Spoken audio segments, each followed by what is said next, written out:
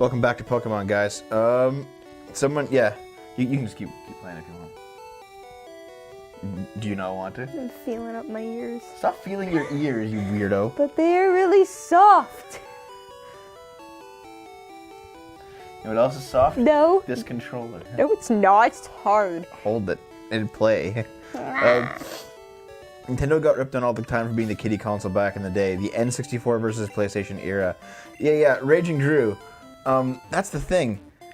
Like, when I was a kid, it was the Super Nintendo era, right? When I was a kid.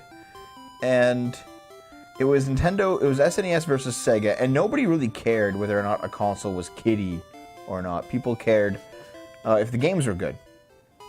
N64 and PS1, the kiddie shit started. It continued with the GameCube, the GameCube era.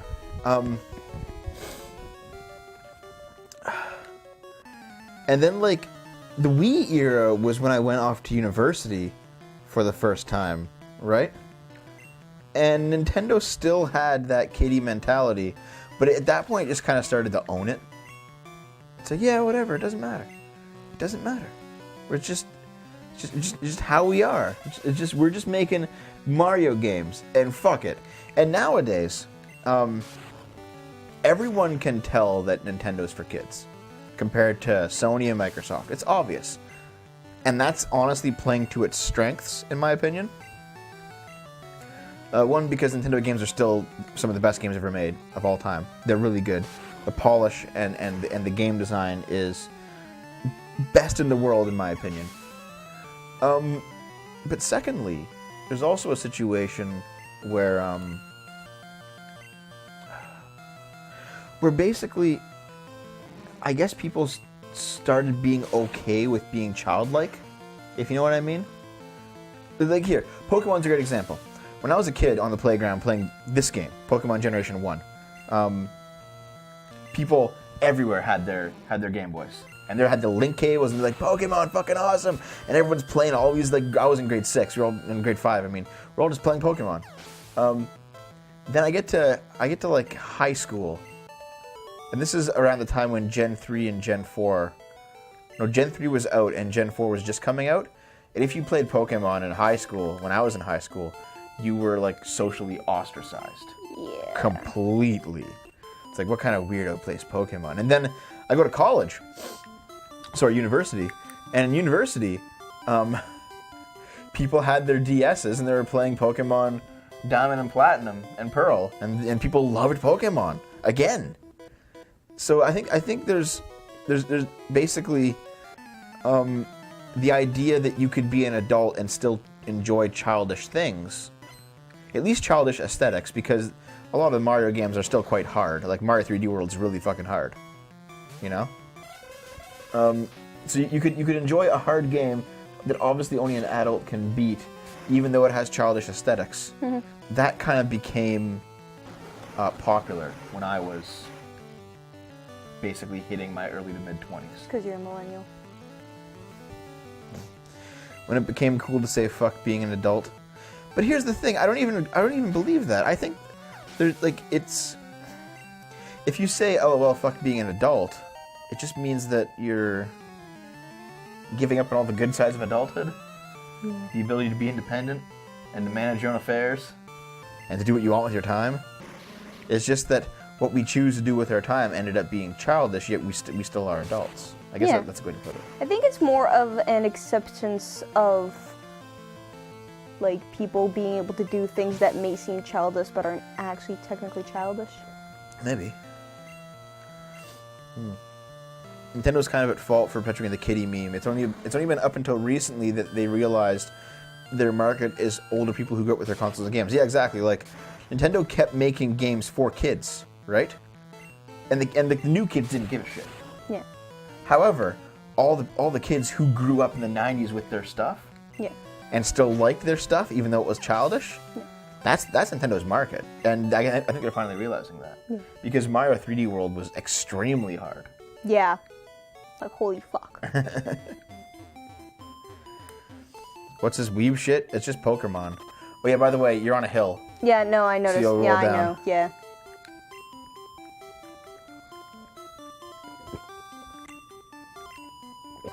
Nintendo of Japan are quite different. They had a Super Famicom game called Bastard. Can't see that coming to NOA. Yeah.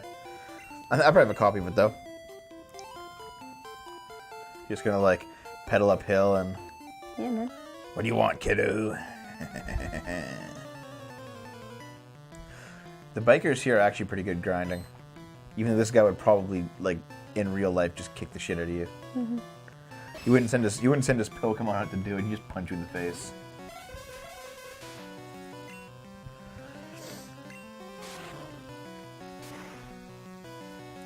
Yeah, for some reason, Japan doesn't have any problem using swearing and blood in their games, like for kids. I don't know why.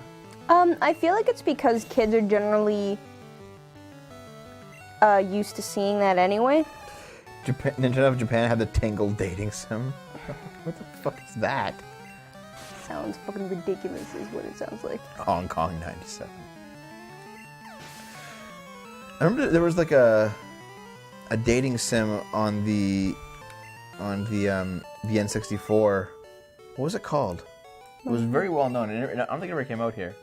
But it was super well known. Yeah, sure. Link it on Discord, Jenna.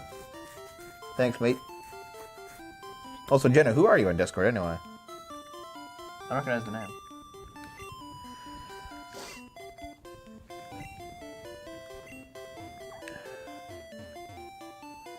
There's no money in fighting kids. Wow, this guy's just a lovable human, isn't he? Look at this guy. Doesn't that face make you seem like it's somebody that he really wants to do good for the world? Oh yeah, totally, 100%.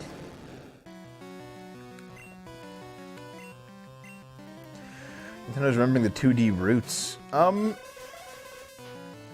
Most of Nintendo's 2D games, though, they're just like 3D games played on a 2D plane. They haven't gone back to like pixel art or anything. We're one of Scrump's mods. Oh, cool, dude. Turret mob. Neat. Turret mob. I'm the furry everyone loves to hate. Oh, I thought you were in my Discord, not Scrump's. I mean, I'm in Scrump's Discord, too. Okay, see you later, Raging Drew. I don't know how long we're going to be going. This stream, like, half the time for tonight's session of NTG got eaten up by me doing tech shit. Yeah. Do you want to watch more DS9 after the show? Or are we kind of done on that? I think I'm kind of done on that today. I can just play Stardew. You probably will just play Stardew, frankly. Schoolgirls are Japan's #1 fetish. They don't shield their kids from adults to the world in the same way we do. They obviously have taboos, but yeah. Yeah, dude, Deep Space Nine is the best Star Trek. Yeah, man. Do you actually agree with me now, finally? I told you, I like them both fairly equally at the moment. Yeah. I saw you streaming through Scrump's server. Yeah, man. I try to stream between 4 and 5 times a week. Usually video game shit. Sometimes Scrump and I'll do a dumping with Scrump live. That'll happen too. That's pretty fun. Isn't water good against poison? No. Really? Yep. It's really only psychic and ground, I think, that beats poison.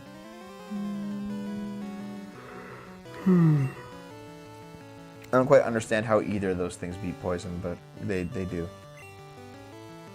I don't know. Actually, I'm trying to rope Scrump into a dumping with Scrump live on Monday afternoon because it's Dankula's sentencing, and I'm like, dude, we have to do something on this. Just if we can get home from work early, we'll do it. For fuck's sake.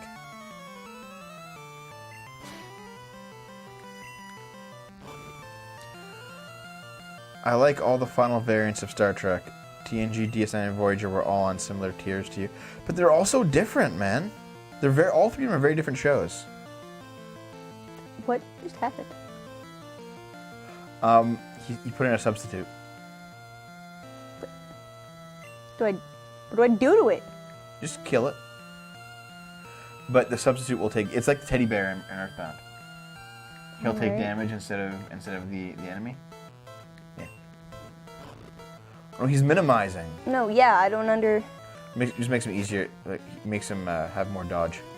Oh. Yeah. Okay. Psychic equals knowledge curing disease, and ground equals the earth consuming decay.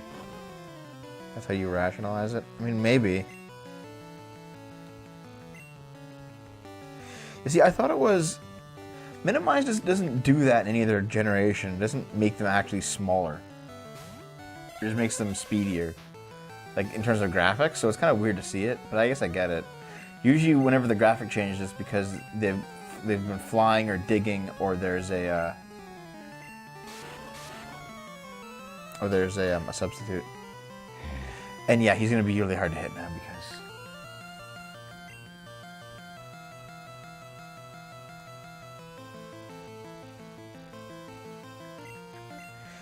DS9 ends up being a tiny bit schlocky by the end. I don't think so at all. DS9 gets better by the time the show ends. TNG ends up trying to be the intellectual story of the experienced captain. I mean, that makes sense. I can see that. And Voyager is a let's do whatever we want for some fun one-shot stories. Voyager shouldn't have been that, though. Like, Voyager... The whole point of Voyager is that an accident sends the starship Voyager... They're docked at DS9, and they leave, and they go into the Cardassian area for story reasons. And they get into an accident, and then through sci-fi bullshit, they get thrown to the far side of the Delta Quadrant. So 90,000 light years from Federation space. And it will take them over 200 years to get home. Mm-hmm. And they have no way back. Yep. So the story is them trying to get back. And they're completely prepared to like turn Voyager into a generational ship just to get back home 200 years later, mm-hmm. right? Like they're... Like, we might be stuck out here for the rest of our lives. But yeah. We're going to try. Like, maybe we'll find a wormhole. Maybe we'll find some new technology. We'll do something to get back. And also, if you remember, the Delta Quadrant is the home of the Borg. That's where they live.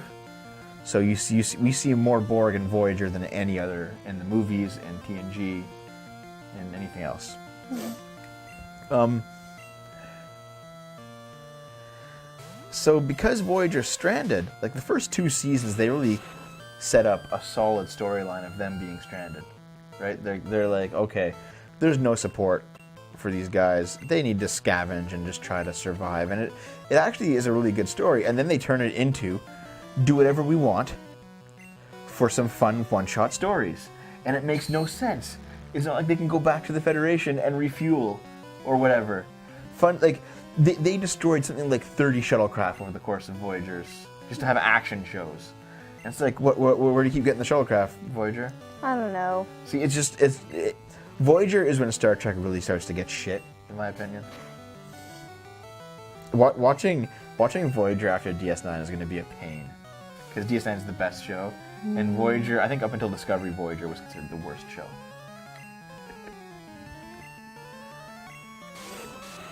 Okay, I don't know what to do. You're just going to keep getting fucked. All he does is minimize. Okay, how do we get through a minimize guy in this generation, man? Do we have any moves that just automatically hit? No. I think we have. Yeah. Go to Matapasta and use Dragon Rage. Isn't Dragon Rage already? Matapasta? Matapasta, yeah. No. And use Dragon Rage. Oh fuck! Right. There was only 76 torpedoes left, but they fired a total of 198 torpedoes throughout the show. Yeah, that's bullshit. That's bullshit. Dragon Rage, because it always hits 40? That doesn't even hit. Shit. Swift does it. Apparently Swift will do it. I don't have it. You don't have Swift? No. You can't run either.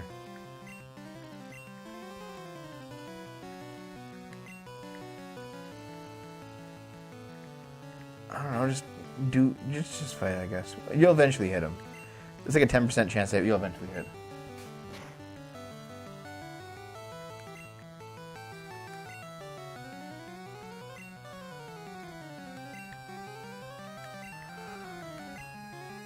Nothing's... Oh, God. No. Yeah. Seriously, nothing's hitting him. You can't run either.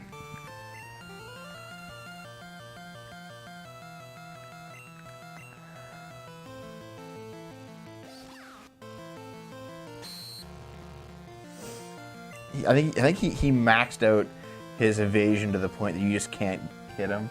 Or it's like a 1% chance to hit. Time to take 20 minutes to kill a single Pokemon. Here we go. I guess that's what we're doing. No, all of them have a chance to hit. It's just like 5% or 10% chance now. Because he's minimized so much.